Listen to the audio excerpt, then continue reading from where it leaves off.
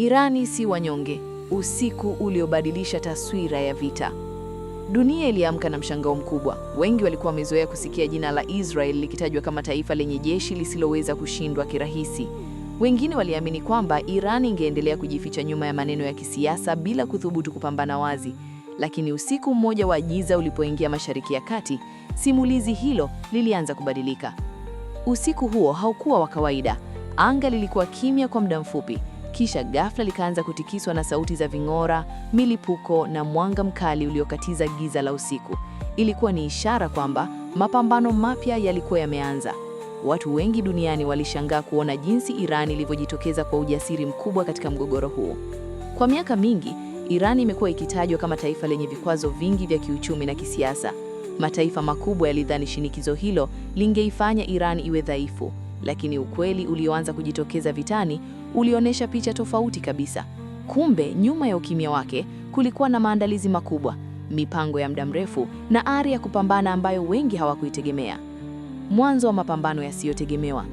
Kilichoshangaza zaidi ni namna Iran ilivyoweza kuonesha uwezo wake kijeshi katika muda mfupi.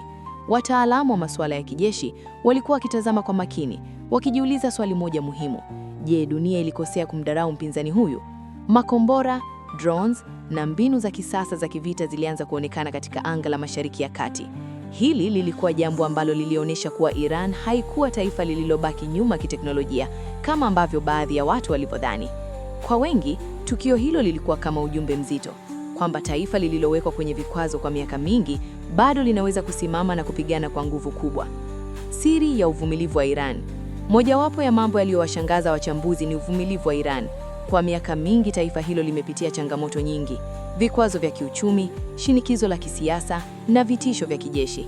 Lakini badala ya kuvunjika, lilionekana kujifunza namna ya kujiimarisha.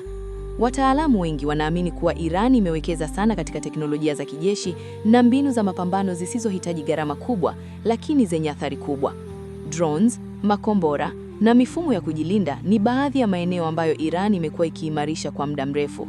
Hivyo, wakati mgogoro ulipoanza kupamba moto, Iran haikuonekana kama taifa lililokosa maandalizi. Badala yake, ilionekana kama taifa lililokuwa limejiandaa kwa muda mrefu kusubiri wakati wake. Ujumbe kwa dunia.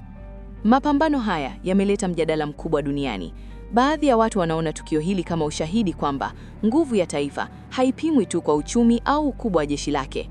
Wengine wanaamini kwamba ari ya watu wake na uwezo wa kujipanga kimkakati vinaweza kubadilisha kabisa mwelekeo wa vita. Iran imeanza kuonekana tofauti machoni mwa watu wengi. Wale waliodhani ni taifa dhaifu sasa wanaanza kuuliza maswali mapya. Je, dunia ilimdharau mpinzani huyu? Je, vita hivi vitabadilisha mizani ya nguvu katika eneo la Mashariki ya Kati? Maswali haya bado hayana majibu ya haraka, lakini jambo moja linaonekana wazi: simulizi kwamba Iran ni taifa lisilo na uwezo wa kupambana linaanza kupotea polepole. Hofu, matumaini na hatima ya vita. Kwa upande mwingine, vita daima zinabeba maumivu makubwa kwa raia wa kawaida.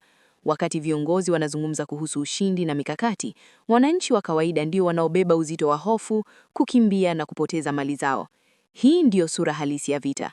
Ni mapambano ya nguvu, lakini pia ni simulizi ya maisha ya watu wanaojaribu kuishi katikati ya mgogoro. Dunia sasa inaangalia kwa makini kuona nini kitafuata. Je, mgogoro huu utaongezeka zaidi au kutakuwa na jitihada za kutafuta suluhisho la amani? Tangazo.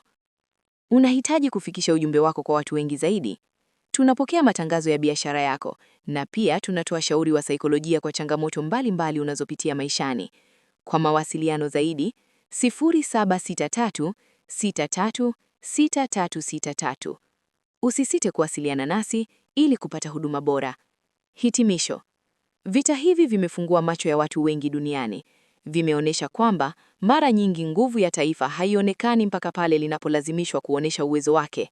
Na kama kuna somo moja kubwa la ambalo dunia imeanza kujifunza, basi ni hili: kamwe usimdharau mpinzani wako, kwa sababu mara nyingine wale wanaoonekana kuwa kimya na dhaifu ndio wanaokuja kushangaza zaidi pale vita vinapoanza. Maoni yako ni muhimu sana. Unadhani mgogoro huu utaishia wapi? Je, Iran imeonyesha nguvu ambayo dunia haikutarajia? Tuandikie maoni yako.